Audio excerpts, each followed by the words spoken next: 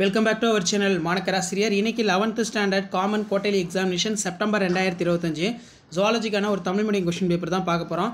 Already English medium upload பண்ண நிறைய பேர் தமிழ் மீடியம் கேட்டிருந்தீங்க, அதனால தான் இப்போ இந்த வீடியோ அப்டேட் பண்ணுறேன். மறக்காத வீடியோ ஃப்ரெண்ட்ஸுக்கு ஷேர் பண்ணிட்டு பாருங்கள், சேனலை சப்ஸ்கிரைப் பண்ணிக்கோங்க. 11th ஸ்டூடெண்ட்ஸ் தொடர்ந்து நம்ம சேனல் சப்ஸ்கிரைப் பண்ணி ஃபாலோ பண்ணுங்கள். நான் கூடிய கொஸ்டின் பேப்பரில் வந்து உங்களுக்கு குவார்ட்டர்லி எக்ஸாம் கண்டிப்பாக கேட்பாங்க. 70 மார்க் டெஸ்ட் வந்து கண்டக்ட் பண்ணியிருக்காங்க.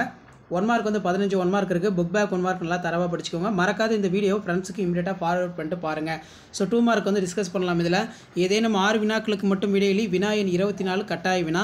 தட்டைப்புழு, மண்புழு, மீன், இறால் ஆகியவற்றின் சுவாச உறுப்புகளின் பெயர்களை எழுத. நெக்ஸ்ட் வந்து குளோரோகோஜன் செல்கள் என்றால் என்ன? வெள்ளை அடிப்போஸ் திசுவை பழுப்பு அடிப்போஸ் திசுவிலிருந்து வேறுபடுத்துக. பயனற்ற இடம் என்றால் என்ன? உடல் பருமன் ஏற்பட காரணங்கள் யாவை? இதய நுரையீரல் உயிர் பிழைத்தல் எப்போது மேற்கொள்ளப்படுகிறது? சிறுநீரில் மட்டும் உறிஞ்சிகள் உள்ளது, ஏன் இரைப்பையில் இல்லை? விலங்கியல் பூங்கா பற்றி எழுதுக. திசுக்கள் உயிரினங்களின் கட்டமைப்பு என அழைக்க காரணம் யாது? அடுத்து பார்த்தீங்கன்னா 6 × 3 18. இதில் ஏதேனும் 6 வினாக்களுக்கு மட்டும் இடையில் வினா எண் 33 கட்டாய வினா. அலரி தசையின் வேலைகள். எலும்பு மீன்களுடைய 3 பண்புகள். தவளையின் இரத்த பகுதி பொருட்கள் யாவை? தன்மயமாதல் என்றால் என்ன? பிளவு உடற்குழி உணவு பாதை உடற்குழி வேறுபடுத்துக. வலது வென்ட்ரிகுலர் சுவர் இடது வென்ட்ரிகுலர் சுவரை விட மெல்லியது ஏன்? கரப்பாம்பூச்சி ஏன் நோய் கடத்துத்திறன் என்று அழைக்கப்படுகிறது? மனித சிறுநீரகத்தின் நீள்வட்ட தோற்றத்தை படமறைந்து பாகம் குறி. அடுத்து பார்த்தீங்கன்னா அக்வா போகின்கள் என்றால் என்ன? பனி.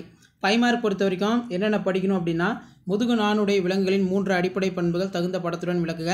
பெயரிடுதலுக்கான அடிப்படை விதிகள். எபிதீலியம் என்றால் என்ன? தன் பல்வேறு வகைகள் பண்புகளை எழுது. கல்லீரலின் பணிகளை எழுது. தவளைக்கும் தேரைக்கும் உள்ள வேறுபாடு. இரைப்பையில் உணவு செரித்தல் நடைபெறும் முறையினை எழுது. மனித இதயத்தின் அமைப்பை படத்துடன் விரி. ஆக்சிஜன் கடத்தில் உள்ள சிற்கங்கள் பற்றி எழுது. தொகுதி அனலிடா ரொம்ப முக்கியம். நெப்ரான் அமைப்பு நல்லா வரைஞ்சி பார்த்துக்க வச்சுக்கோங்க.